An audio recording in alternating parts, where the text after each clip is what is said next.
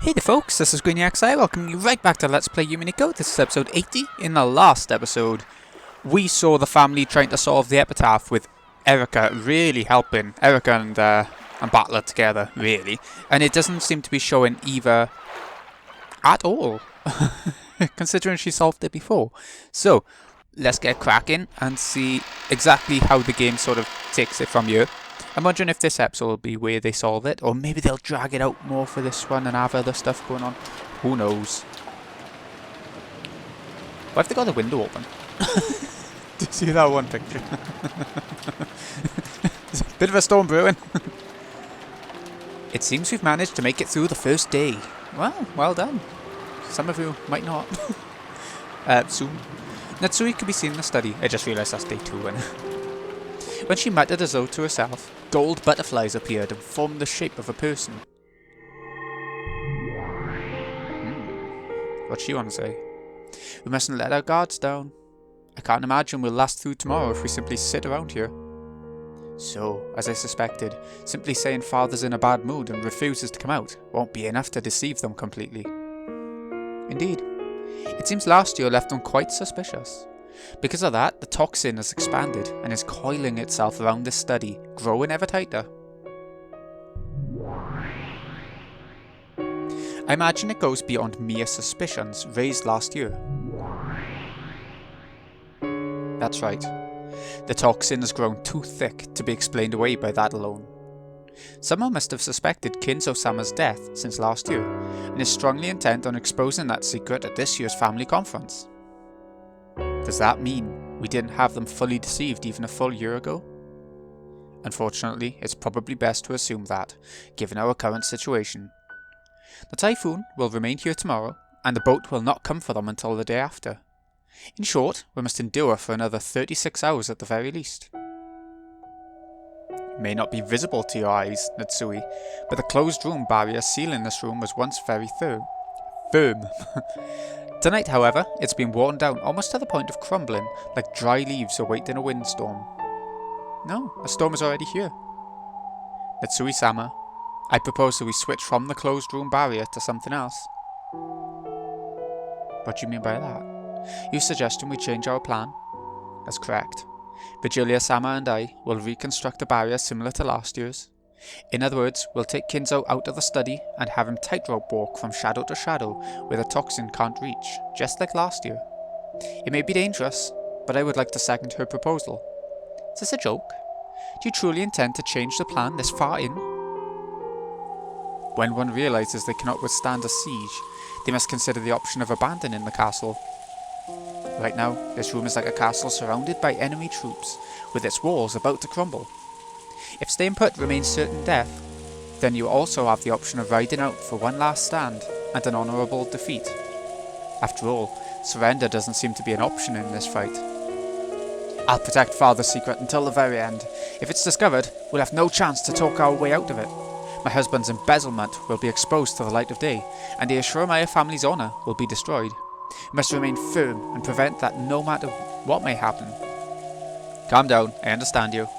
Krause's alchemy will soon yield great results. If we can just make it through this year, we'll manage. So don't get flustered.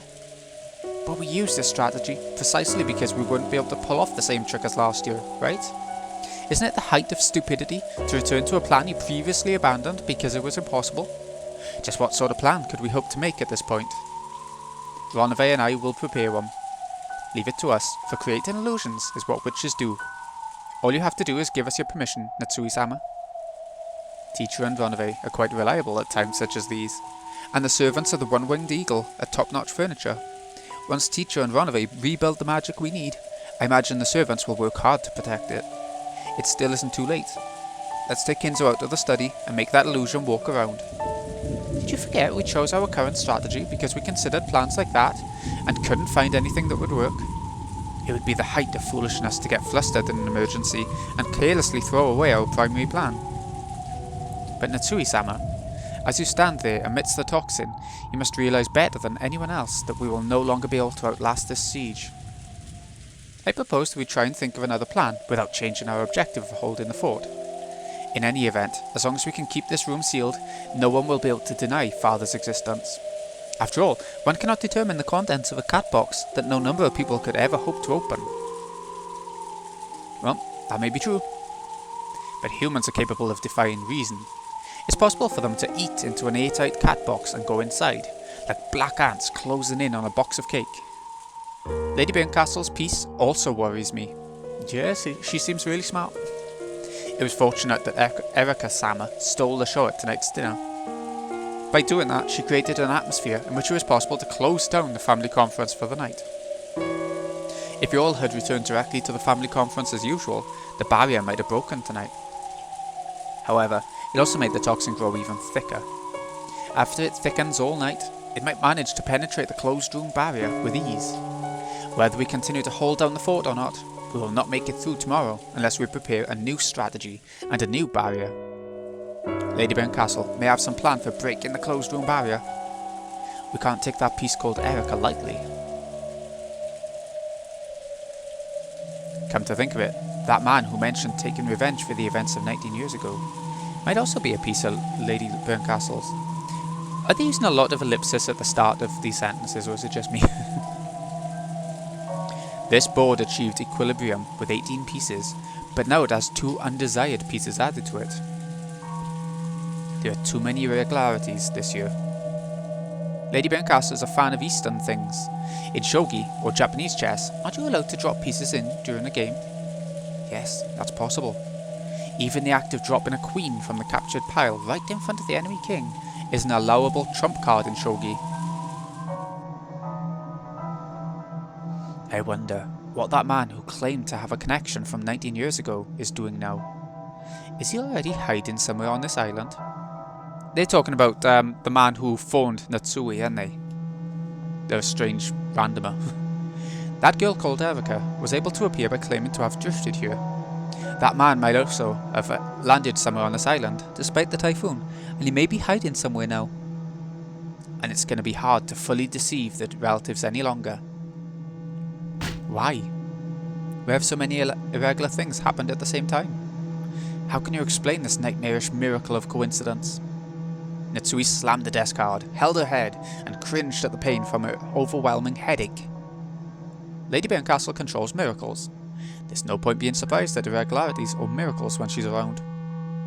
While shogi is a game in which an enemy piece might suddenly appear in front of a king, for that very reason, you build up a perfect formation that won't allow for such a weakness, artistically constructing a castle around your king. In that case, isn't holding the fort exactly what we should be doing now? Perhaps, if we had a fort we could hold, but we cannot hope for such a thing now. It's difficult to corner a king with no wall to his back, and even more difficult to corner one with open spaces in all directions. Think of a mouse. You can catch a mouse that's shut in a cage. However, catching a mouse in a field is like trying to catch a cloud. Natsushi-sama, please allow us to consider this option. Kinzo-sama will leave his study and wander around the mansion on a whim, avoiding the gazes of the relatives. We will think of a natural-seeming plan for this by morning. Don't you see the danger? If we're willing to consider such a dangerous option, wouldn't it be better to continue acting as though father's in his room in a bad mood? Tomorrow, the relatives will crowd around the study once again. They'll be right on the other side of that single door. When that happens, just how long do you intend to make it seem like they're having a yelling match with Kinzo-sama? It's impossible. And we must find some way to postpone that impossibility for 36 hours. If you tell me to do it, I will. I am Ashuramaye Natsushi, the wife of the Ashuramaye family head. If you tell me to do that, I will act out a shouting match with father for as many days as it takes. Even Natsushi realised that she could never manage it. But she no longer saw any chance of victory from a plan that involved an illusion of Kinzo walking around, banging on the desk several times with tears of rage streaming down her face. Natsushi alternated between groaning from her headache and placing the blame on one thing or another. It made one feel that there must be some curse that made anyone who sat in that chair act that way. This is like a game of mate in shogi, where you are on the defensive. In mate in shogi, the opponent has no king, and you have no way of winning other than avoiding a checkmate for a predetermined number of moves. And to think that I must escape for a whole day and a half's worth of moves, it's just too many. Don't stop thinking, don't give up. I'll listen to your complaints, so don't have a fit. Your unshaken will to overcome this trial will bring you success with certainty. That's the power of the Witch of Certainty for you. You must not lose that magical power. Believe that you will overcome this no matter what. I'm sure you'll think of a brilliant plan. Therefore, you mustn't give up, and you mustn't stop thinking. You're right. I understand. Only I can overcome this hardship. That's correct. Didn't Kinzo entrust you with the job of overcoming these challenges? Kinzo acknowledged that you were worthy of that responsibility. Father. What happened to her? Teacher and Monove will think of a move. Of course, I will think as well. However, even that we cannot do without permission from our master, from you. So at the very least, don't abandon your will to fight. Don't give up. I understand, but I'm already all tired out, and I can't stand this headache. Why is it that I'm crying here, all alone in this frigid study? Why isn't my husband here for me now? Back when dinner ended, Kraus claimed to be dizzy and went to bed early. Of course, he had done this to get enough rest to ready himself for the long day ahead. But to Natsui right now, it felt as though he'd just gone straight to sleep and pushed the entire burden on her. However, complaining about such a thing would mean her failure as a wife. Isn't it a good wife's duty to work hard and put family first, even when her husband is resting? Filled with regret, even at her anger towards her husband. Unable to determine at whom she should be angry, Natsui continued to sob. If only Kinzo could just speak to her kindly at times like this. Bito searched for him, but Kinzo had been nowhere to be seen in the study for some time now. Perhaps Natsui had noticed this as well. Though she bragged that fighting alone and supporting from behind was the responsibility of a good wife. Without anyone to tell her that this really was necessary, she was now so frail that she couldn't even stop her own tears. Just as Bito was trying to think of words to console Natsui, Virgilia tapped her lightly on the shoulder. Sometimes, when words of consolation don't come from the mouth of the right person, they can do more harm than good. So, Virgilia silently told Bito that remaining silent was the best course of action for now. Hi, sorry to interrupt. I know I'm an outsider, but I wonder if you'd let me speak. Gap. Please restrain yourself for the time being. No, in this room, there's no distinction between outsiders, guests, and the rest of us. You may speak. Thank you. Runaway said it himself a while ago. This is Mate in Shogi, with you on the defensive. How do you lose in Mate in Shogi? It's when your king is checkmated, right? That goes without saying. And the opponent has no king. Therefore, all Natsui can do is have her kin run away constantly. I see. So you're thinking of that move. Has that time already come? What do you mean? Do you mean there's some sort of move remaining to us? It's what you proposed in the very beginning, about how to hide Goldsmith's death. I'm trying to say, the time has come for us to use that. You mean, having him go missing? You mean to make that move right now, during the family conference? That's too dangerous. Once they'd successfully resolved all of their problems, they would have to lay Kinzo to rest. And the best way to do that was to make him disappear. One day, Kinzo would go out into the forest and never return. They wouldn't be able to find him no matter how much they searched, so he would be declared missing. You said it yourself a second ago, Rishi. You can't catch a mouse that's escaped into a field. And you can't catch Goldsmith who's disappeared into the forest. You plan for us to talk our way out of this like that?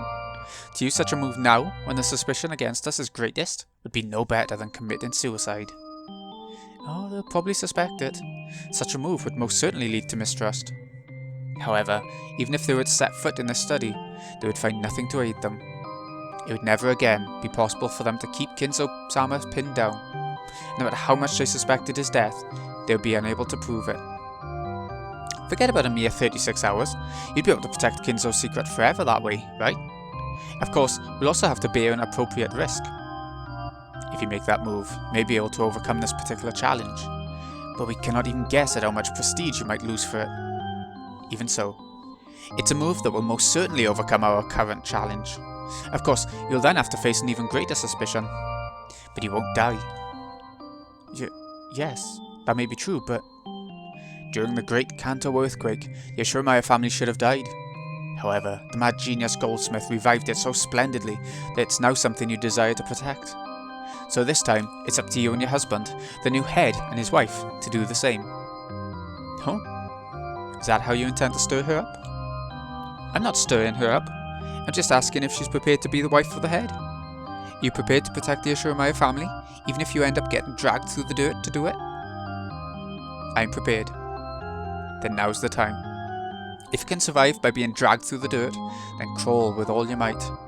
You'll inch your way through this world of suffering, and eventually you'll restore that glory. I, Gap, the 33rd in rank, promise you this. Gap. The fact that I came to play at a time like this must be a sign from the gods of happenstance. I'll keep this promise, Ashuramaia Natsui. I require nothing in return. Rishi, the one who serves you, has already paid me plenty in advance. Gap may have seemed irresponsible, but she actually possessed a strong sense of duty.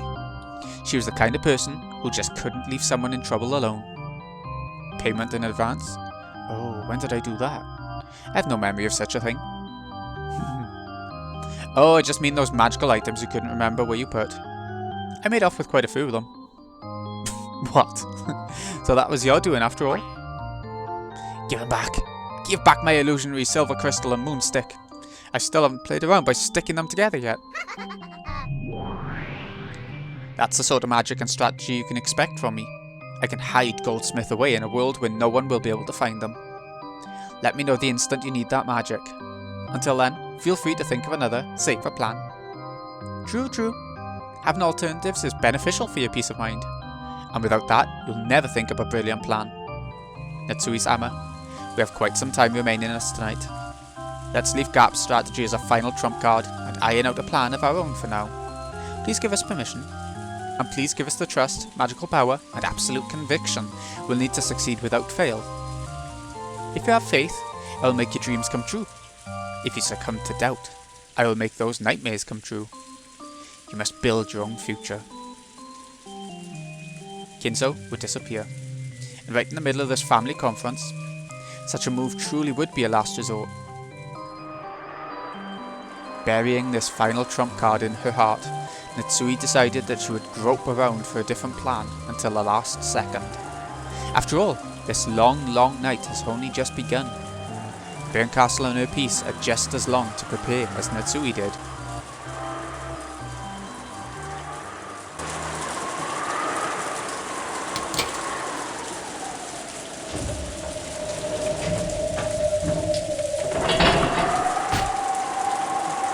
Gouge the foot and kill.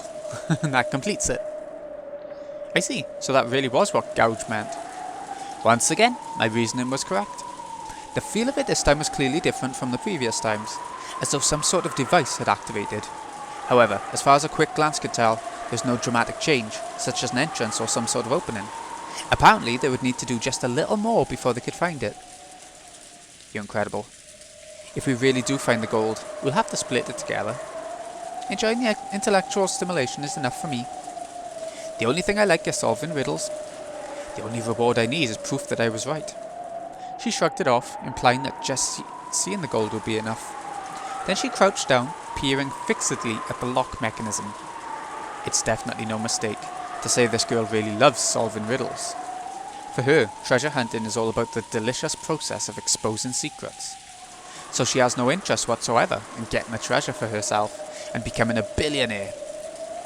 I see. Pretty cocky of you, setting up a device like this. The mistake you all made was letting me on this island, and in the first place. Simply by the existence of the epitaph in that place, this level of reasoning is possible for Battler and Erika. What do you think, everyone? As she said this to the now exposed contraption, she grinned. Her smile was triumphant, but it was more fully characterized by the small bit of unpleasant disdain contained within. After solving the riddle, she was probably reveling in the pleasure of having won against the one who had proposed it, and she enjoyed her ability to scoff at this person now. If we find the gold now, the successor won't be Kraus-san, but you. Well, I wonder. Isn't Kraus-san kind of arrogant? You might even call him a braggart. It'll be pretty amusing to see him lose both the gold and his position as the successor to his nephew in the course of a single night, won't it? Erika was still crouched down as she spoke, her back to Battler as she toyed around with the device. Jessica-san was her name, right? The girl who talked back to me. Yeah. She really was acting big about her father being the successor. When she wakes up tomorrow and learns that you've inherited all the gold, and that her father's no longer the successor, I wonder what kind of expression she'll have on her face. I've got no intention of keeping that 20 billion to myself. Well, if I got even 10%, that'd be as much as I could handle. We can split the rest fairly amongst the family. I'm even less interested in being a successor. I'd be glad to let Uncle Kraus deal with that. Will you really be able to settle things that easily in the end? Well, rather than trying to make guesses about that, I imagine it'll be more fun to guess at the expression Jessica-san wears tomorrow. What kind of sad excuses she'll try to make. You really do have a nasty personality. Oh? Couldn't you reason that out from the time you learned that I liked solving riddles? I'm an intellectual rapist who enjoys exposing things people try to hide. Get it? The same thing goes for solving the epitaph's riddle. I'll bet you wanted to expose the gold grandfather worked so hard to hide. Yes, that was my goal at first. But it changed partway through. Partway through? Changed to what? I mean Jessica-san. She butted in on my reasoning, contaminating that pure and noble time. Ever since then, I've been trying to solve the epitaph so I could teach that Jessica a lesson. Are you serious? I'll make all opponents surrender, no matter who they are. That's my sole pleasure. Do you still need me to reason it out for you? Ashurmaya Jessica irritated me. That's why I wanted to put her in her place and decided to solve the epitaph. That's what led to the emotions I hold now. Can you reason out what those emotions are? This time, I turned my back on her in earnest. Did I get a bit too excited by this riddle-solving game, letting her drive me on, and do something terrible? That's right. It should have been possible to reason this out. If the riddle is solved, the relatives will probably freak out about who the successor should be. Dad and some others will probably push for me, the discoverer, to be the successor, and some relatives not thrilled with that prospect will probably oppose them.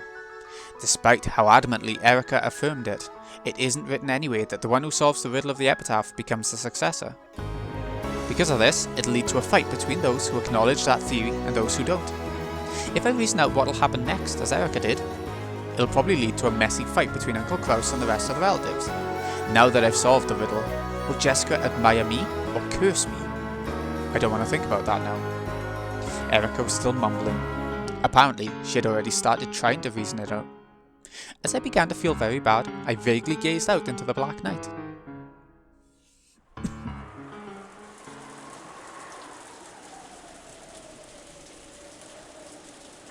At that time, I looked at a dim outdoor light, and saw the silhouette of a person in front of it.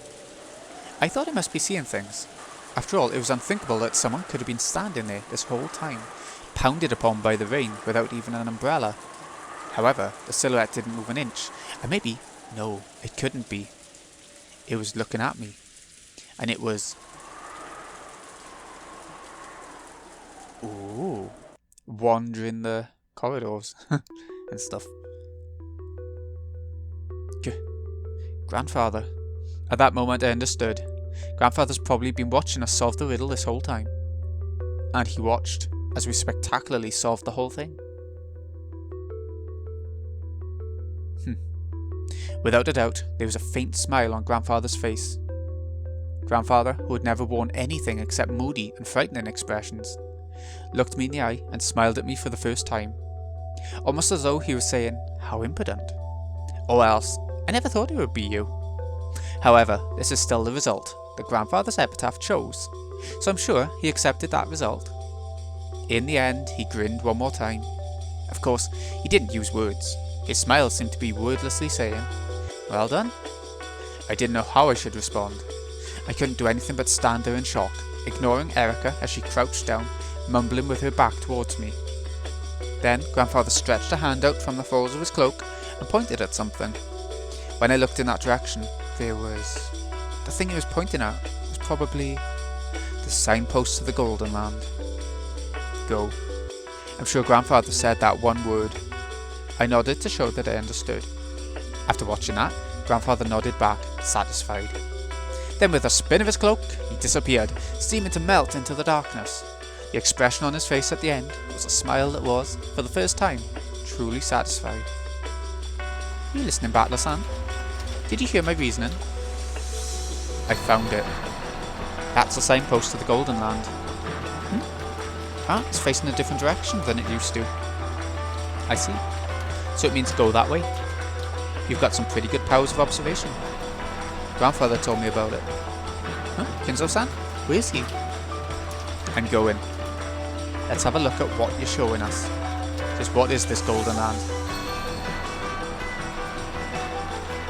We started to walk. The entrance to the Golden Land was right there. What are they actually going to find? Will it be the Golden Land? So, my epitaph has finally been solved. And it was Battler who did it. Wonderful. Couldn't be better. When I think about it, I was also ahead that no one saw coming. How amusing that the one to succeed me is just as surprising. I have no more regrets in life. Beatrice, I'm coming to join you. Along with the present, the miracle chosen by my epitaph. Battler of all people. That Battler. At the very, very end of my life, I have seen a true miracle. Beatrice! I've won this I've won this bet. I've won this bet.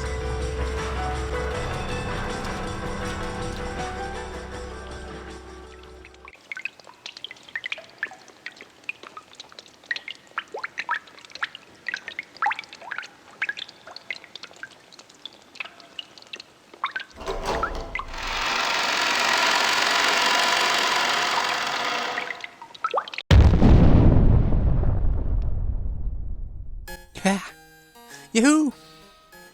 We found the treasure! Except for its non-corrosive properties, there's no practical way to turn gold into money.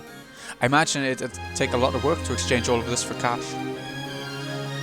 At the end of a crude underground tunnel, in a VIP room so beautiful it seemed improper, was a pile of gold so large that there could be no doubt in its 20 billion yen worth. Erika was calm, but Battler couldn't suppress his excitement. As for which of the two was the correct reaction to show after seeing a mountain of gold, only those who saw the scene with their own eyes could say for sure. In this day and age, it's said that an average salaryman earns about 200 million yen in wages over his life. And this is 20 billion yen worth of gold. With even 1/100th of this gold mountain, a single human could live their entire life without working. What is labour? Isn't it the very point of a human's life, since a person who doesn't work cannot eat? If so, then 200 million yen is enough to make a single person's life complete. And this is 20 billion yen. This would account for the labours of 100 humans. No, a single human life 100 times over. Of course, if you still wanted to work, you could. Any money you gained as a result could be used to play with. After all, you would already have enough money to live for your entire life. No, for eternity. No, wait, I mustn't keep it all to myself. I can split it up among 100 people. If I could create a world where a full 100 humans wouldn't have to work for their whole lives, so what kind of world would that be? There's no doubt at all. This is the Golden Land. I guess it is. It's made of gold. There you go. Burn Battler magnificently discovered the gold. Congrats! I had her hide the most central parts of it, but what's wrong with being just a little mean, right? Sure, do that as much as you like. I'm not interested in the micro details about what kind of riddle it was or what kind of answer it had. The important thing is that as a result, 10 tons of gold were discovered. The gold was discovered in the third game as well, by Aunt Eva. Aunt Rosa also witnessed it. However, the two of them hadn't spoken of the gold's discovery to anyone.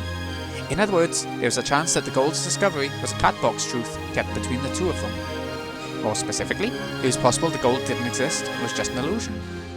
However, I have finally found it. The cat box has been opened.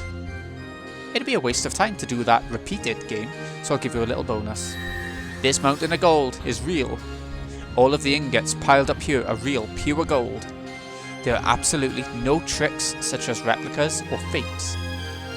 Okay, got it. I'll accept that this gold exists. However, there are still some things I can't accept. Of course, you met with him, didn't you? With Kinzo. Even though Kinzo's supposedly an illusion, you met with him just a second ago, right? I guess that really was magic, wasn't it? Ridiculous. I didn't exchange any words with Grandfather. I only felt as though Grandfather and I had exchanged words. Give it a rest, the same move won't work again. In that case, your blue truth, if you please. I was probably in an excited state after solving the epitaph's riddle. Then I mistook something for Grandfather. For example, maybe there was some kind of sheet or cover that had gotten caught in a dark grove of trees, which looked like Grandfather wearing a pitch black cloak. As a result, I mistakenly thought that I'd had some sort of conversation with Grandfather. Blue truth valid. Well, I did say the exact same thing in blue. So, did it work? Which counter with the red truth? I have none. At least not now, okay? Bitch.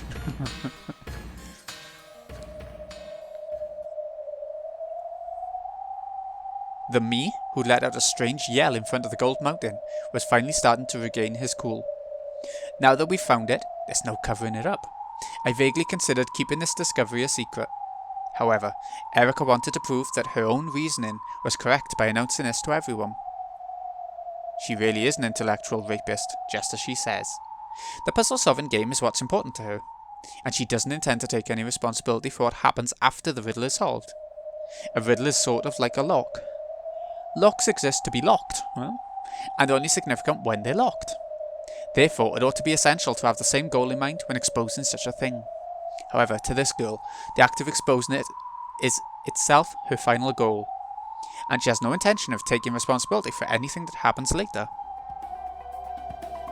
Maybe the true storm to hit Rokkenjima isn't the typhoon, but her. She won't keep this discovery secret. She'll definitely announce it so she can brag about her success. Then she'll call a real storm down upon this island. I won't be able to keep this covered up. In that case, there's nothing to do but announce this fact fairly to all. I can't imagine what will happen after that. As she grinned, Erika muttered to herself. She must have been anticipating the uproar that the relatives would soon bring about. To her, merely imagining that was far sweeter than 20 billion yen in gold. Simply by the existence of the epitaph in that place, this level of reasoning is possible for Furudo Erika. What do you think, everyone? Haha! She's turned into such a cruel character and I love it. You haven't seen anything yet. oh, time didn't go by much. Ooh, I think next episode, probably her big exposition is gonna be great. Alright, so with that bit of knocking, the end of the episode has come knocking. This has been Greeny XI. Hope you've enjoyed. Thank you so much for watching. I'll see you again in a bit when we check out who's on the other side of the door. In a bit, folks.